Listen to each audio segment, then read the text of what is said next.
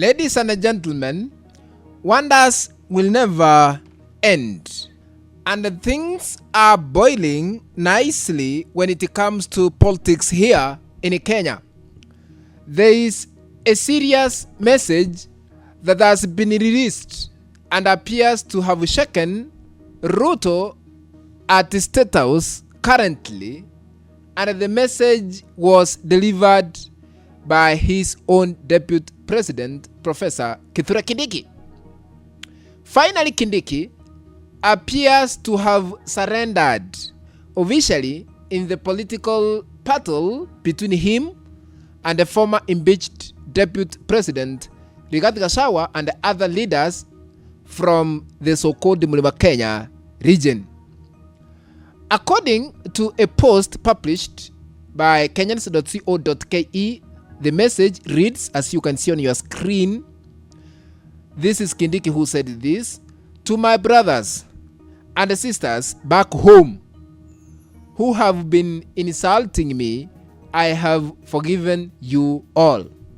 I have no problem with any leader from home." End of quote. That is Professor Kithure Kindiki.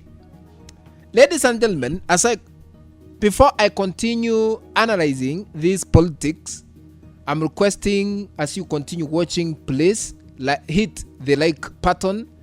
And if you have not subscribed, maybe you are watching Mwana Kenya Media for the first time, or rather if you have been watching but you have not subscribed to our YouTube channel, please, I'm requesting you to consider subscribing by smashing the subscribe button that is down here. Once you are done, remember to turn on the notification bell so that at the moment we upload edited video clip, you'll be notified that Mwana Kenya Media has uploaded a new video clip to watch. Remember to share our content always to other WhatsApp groups and even on Facebook. That is the only way we can continue building this channel of ours, Mwana Kenya Media. Without wasting your time, back to our political analysis. So, ladies and gentlemen, the message was written by Professor Kithure Kindiki, a sign that he may have decided to end his political differences with leaders from Mlima Kenya led by Rigathi Gachagua. Now, I want to put this into perspective so that we can really understand why has Kindiki surrendered in the political battle in the Mlima Kenya region. Number one, political embarrassment. Kindiki may have suffered a political embarrassment as a leader who is second in command here in Kenya, after the UDA political party that is under the leadership of Ruto, who is the president, lost the Ol Kalou by-election despite earlier claims that UDA would win comfortably. The loss is believed to have weakened Kindiki politically and may have contributed to his absence from several meetings held at the State House this week, because as from Monday to Thursday, Ruto had meetings consecutively every day, but Professor Kithure Kindiki was nowhere to be seen. That means he was not even invited, you know. It is being alleged that he failed to deliver the expected political results for Ruto. Now, he is saying that he has no problem with other Mlima Kenya leaders. So it's because of political embarrassment. Number two, Kindiki might eventually join Rigathi Gachagua's political camp. How? When Kindiki says that he has no problem with leaders from the Mlima Kenya region, it could mean that he is preparing for a political realignment, you know.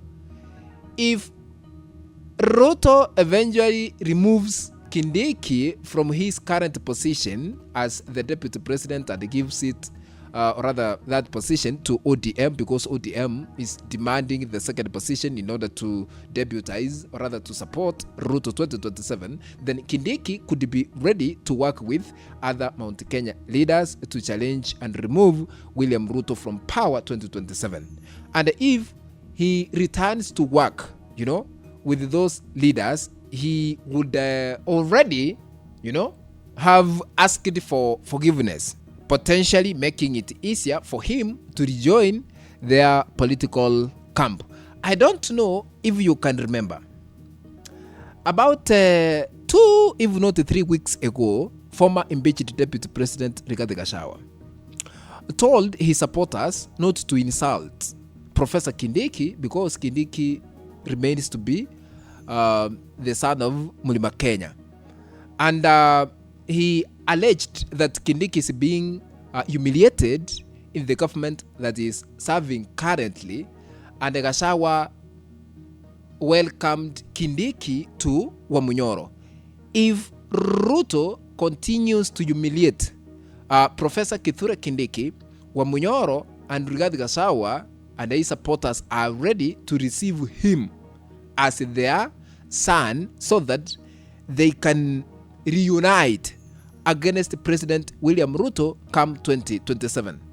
At the moment, Ruto is under pressure because ODM is still insisting that if Ruto needs their support, he must consider, ODM, so that ODM can produce his running mate 2027.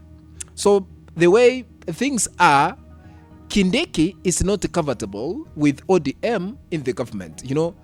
Even Kindiki said, we welcome Oparanya and ODM in the government, but we are not ready to give them my position. So he was lamenting about the presence of ODM in the government, and he said he can never afford to give ODM his a position come 2027, but to continue fighting politically. And Kindiki is trying his level best to unite Mlima Kenya residents to support Ruto, but the way things are, actually the situation is difficult for him to manage because of the presence of Rigathi Gachagua in politics. Gachagua was impeached after serving as Ruto's deputy president. Actually, he served for 2 years, yes, but Ruto used the National Assembly and the Senate to impeach him. So Rigathi Gachagua vowed by saying he will sacrifice to make sure Ruto is a one-term president.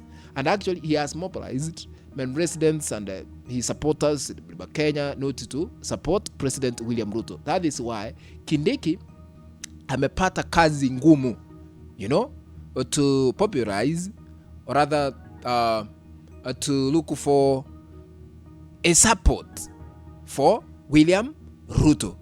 So Kindiki might end up reuniting with Gachagua if Ruto picks one of the ODM members to deputize him come 2027, and Kindiki might run for presidency from Mlima Kenya under the leadership of Rigathi Gachagua. What do you think, ladies and gentlemen? Let's meet in the next video. But if you have not subscribed to this YouTube channel, I'm requesting you to consider subscribing by smashing the subscribe button that is down here. Once you are done, remember to turn on the notification bell so that at the moment we upload any new video clip, you'll be notified that Mwana Kenya Media has uploaded a new video clip to watch. Remember to share our content always on our WhatsApp groups and on Facebook. That is the only way we can continue building this channel of ours, Mwana Kenya Media. Thank you very much, ladies and gentlemen. Let's meet in the next video. Bye-bye.